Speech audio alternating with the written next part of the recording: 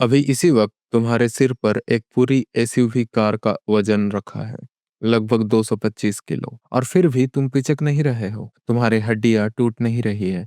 क्यों? क्या तुम कोई सुपर हीरो हो, या फिर फिजिक्स तुम्हें किसी बहुत बड़े धोखे में रख रहा है? अगले कुछ मिनटों में तुम प्रेशर और हवा के उन रहस्यों को समझ जाओगे जो पहाड़ों को हिलाने वाले तूफानों को जन्म देते हैं। भूल जाओ वो बोरिंग परिभाषाएं।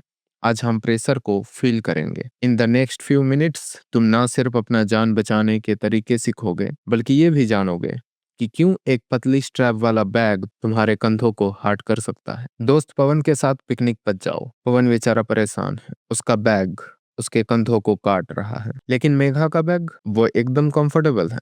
सामान बराबर, वजन बराबर, तो फिर ये भेदभाव क्यों? सारा खेल छिपा है स्ट्रैप्स में। पवन के बैग के स्ट्रैप्स पतले यानी नैरो है, और मेघा के चौड़े यानी ब्रॉड। यहीं से आता है हमारा पहला mental model, area versus pressure. जब वही फोर्स एक छोटी जगह पर गिरता है तो प्रेशर ज्यादा हो जाता है। इसलिए एक नुकीली कील, पॉइंटेड नेल, दीवार में मक्खन की तरह घुस जाती है, लेकिन उसका सिर यानी हेड नहीं घुस पाता। इसलिए ब्लंट चाकू से सेब काटना बहुत मेहनत का काम बन जाता है, जबकि तेज चाकू, शार्प एज, उसे चुटकी में काट देता है। Pressure equal to force by area. Area कम तो प्रेशर ज्यादा। सिंपल। तुम्हारे मोहल्ले के पानी की टंकियां हमेशा आसमान छूती ऊंचाई पर क्यों रखी होती है? क्या उन्हें वहां से नजारा अच्छा दिखता है? नहीं, उन्हें प्रेशर चाहिए। सोचो, एक पाइप में पानी भरा है।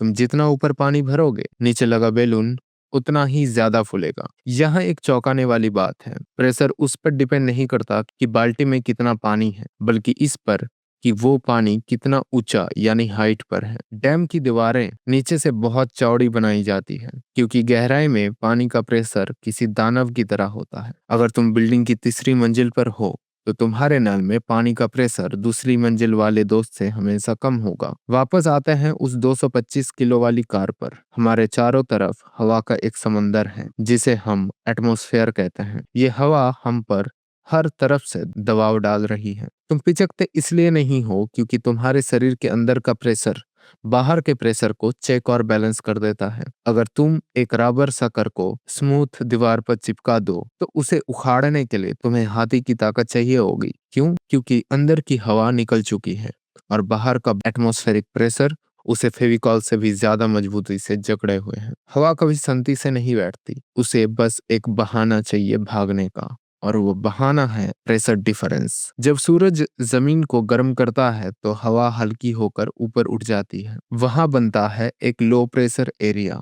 अब आसपास की ठंडी हवा, हाई प्रेशर, उस खाली जगह को भरने के लिए पागल की तरह दौड़ती है। यही दौड़ विंड है, हवा है। समुद्र से ठंडी हवा जमीन की तरफ, सी ब्रिज। जमीन से हवा समुद्र की तरफ, land bridge. High speed winds can blow of roofs. तुमने ये सुना होगा, लेकिन ये होता कैसे है? क्या हवा छत को धक्का मारती है? यहाँ पर्सपेक्टिव चेंज करो। हवा धक्का नहीं मारती, हवा छत को खींचती है। फिजिक्स का एक गोल्डन रूल है, हाई स्पीड मतलब लो प्रेशर। जब छत के ऊपर से बहुत तेज हवा चलती है तो वहां प्रेशर एकदम गिर जाता है, लेकिन घर के अंदर प्रेशर ज्यादा होता है, इसलिए अंदर वाला प्रेशर छत को ऊपर की तरफ उठा देता है। इसलिए तूफानों में खिड़कियां खुली रखना जान बचा सकता है, ताकि अंदर बाहर का प्रेशर बैलेंस रहे। बिजली गिरना कोई दैवीय प्रकोप नहीं, बल्कि बादलों का घर्षण यानी फ्रिक्शन है। बर्फ के कण और पानी की बूंदें आपस में रगड़ खाती हैं, स्टैटिक चार्जेस पैदा होते हैं,